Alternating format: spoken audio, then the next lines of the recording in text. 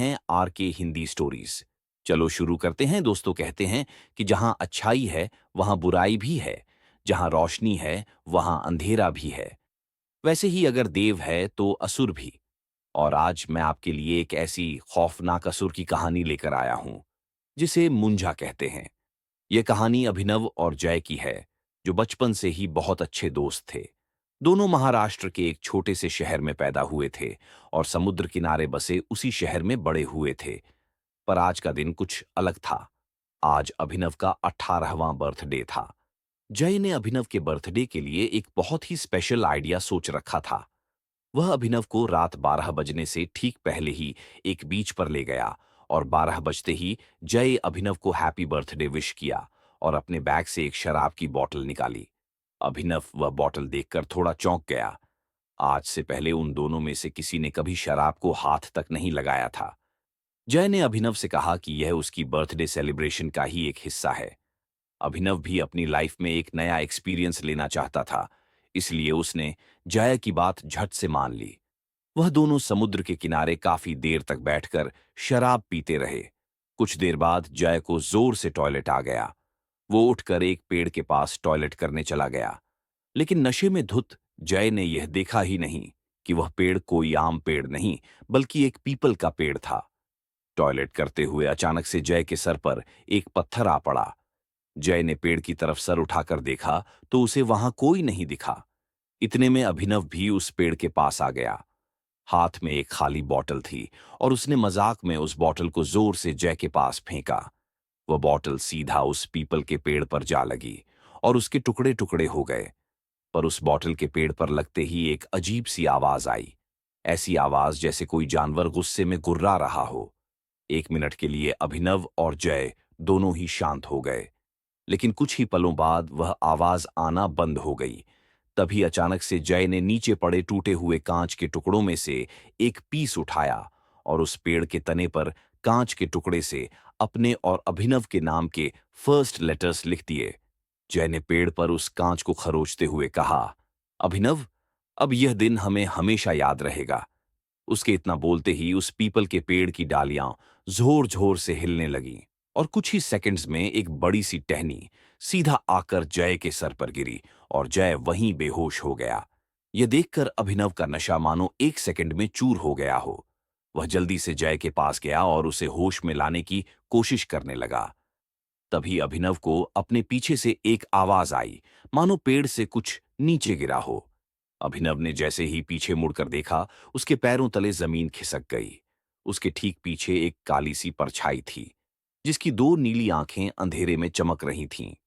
अभिनव को अपनी नजरों पर विश्वास ही नहीं हो रहा था। अभिनव को लगा कि जो भी उसके पीछे है वह कोई न कोई सुपरनैचुरल क्रीचर है। वह जैसे ही उस जीव से दूर जाने के लिए भागा, उस जीव ने उस पर हमला कर दिया। उसके बड़े बड़े नाखून अभिनव की पीठ में घुस गए, लेकिन चीखता हुआ अभिनव जैसे तैसे उस जीव की पकड़ से छूटा और वहां से दूर भाग गया। दूर जाकर अभिनव ने देखा कि वह जीव एक काली परछाई में बदल गया है और वह बेहोश पड़े जय के मुंह के अंदर घुस गया। और तभी अचानक जय अपनी बेहोशी से उठ खड़ा हुआ। अभिनव दूर से उसका नाम बार बार पुकार रहा था, पर जय मानो सुन्न होकर एक ही जगह पर खड़ा था। उसकी आंखें पूरी तरह से नीली पड़ चुकी थीं और वह बस वहां एक पुतले की तरह खड़ा था। तभी अचानक से जय जमीन की तरफ झुका और उसने वहां पर पड़े टूटे हुए कांच का एक टुकड़ा उठा लिया और अपनी शर्ट फाड़कर अपनी छाती पर उसी कांच के टुकड़े से वह जय लिखने लगा, ठीक वैसे ही जैसे उसने उस पीपल के पेड़ पर लिखा था। ये सब देखकर अभिनव की रूह कांप गई थी। सुबह के 5 बज चुके थे और समुद्र के ऊपर से अब सूरज उगता दिखने लगा था। जय के ऊपर जैसे ही सूरज की रोशनी गई, जय अचानक से होश में आ गया। ऐसा लग रहा था कि जैसे उसे अपने साथ हुई कोई भी चीज याद नहीं थी और वह अपने सीने पर बने घाव को देखकर बहुत ज्यादा घबरा गया था। उसके बाद वह दोनों चुपचाप अपने घर चले गए। उस दिन शाम होते ही जय की तबीयत खराब होने लगी। जय अपने बिस्तर पर लेट तो पर उसे बिल्कुल भी नींद नहीं आ रही थी। उसके दिमाग से उस जीव की शक्ल निकल ही नहीं रही थी। तभी जय को अपने कमरे से किसी के गुर्राने की आवाज आने लगी। आवाज ठीक वैसे ही थी जैसी उन्हें कल उस पेड़ के पास से आ रही थी। जय इतना घबरा गया कि उसने डर के मारे अपनी आंखें बंद कर लीं और चादर को अपने मुंह पर चढ़ा लिया। कुछ ही पलों बाद वह आवाज वापस आना बंद हो गई और कमरे में एक सन्नाटा हो गया। जय का डर थोड़ा कम हुआ तो उसने अपने चेहरे से उस चद्दर को हटा लिया। लेकिन जैसे ही चादर को हटाकर जय ने अपनी आंखें खोलीं, तो उसके दिल की धड़कनें लगभग रुक ही गईं। उसके कमरे की छत पर वही जीव बैठा था, लेकिन इस बार उसका खौफनाक चेहरा साफ साफ दिख रहा था। वो जीव एक भयानक राक्षस की तरह दिख रहा था। उसकी चमड़ी बिल्कुल पेड़ के तने जैसी थी और उसका चेहरा बिल्कुल एक छोटे बच्चे जैसा था। इससे पहले कि जय कुछ कर पाता, उस भयानक राक्षस ने जय पर अटैक कर दिया। उधर अभिनव बहुत घबराया हुआ था।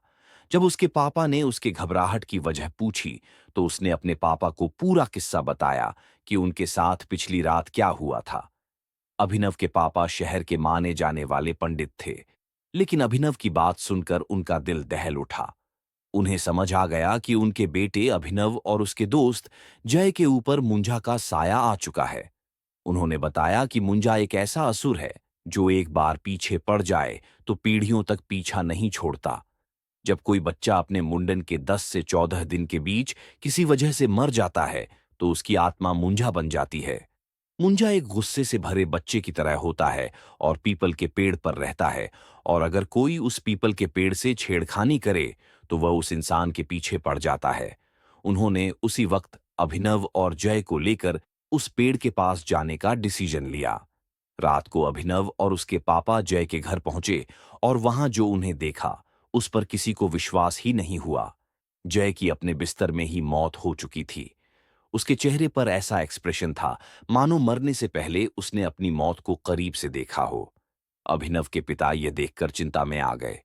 वह अभिनव को लेकर फौरन उस पीपल के पेड़ के पास पहुंचे और अभिनव के पिता ने उसी समय उस पेड़ के सामने एक छोटी सी पूजा करके उस मुंजा से हाथ जोड़कर माफी मांगी। वो कई घंटों तक पूजा करते रहे और उस मुंजा से माफी मांगते रहे। जैसे ही सूर्य उदय हुआ, वो दोनों अपने घर वापस आ गए। उस दिन के बाद से अभिनव को कभी वो मुंजा नहीं दिखा, लेकिन अभिनव ने अपने सबसे करीबी दोस्त को खो दिया था। आज भी अभिनव शराब को हाथ नहीं लगाता और रात के समय पीपल के पेड़ के पास से कभी नहीं गुजरता। यहां तक सुन रहे हैं तो प्लीज चैनल को सब्सक्राइब करो।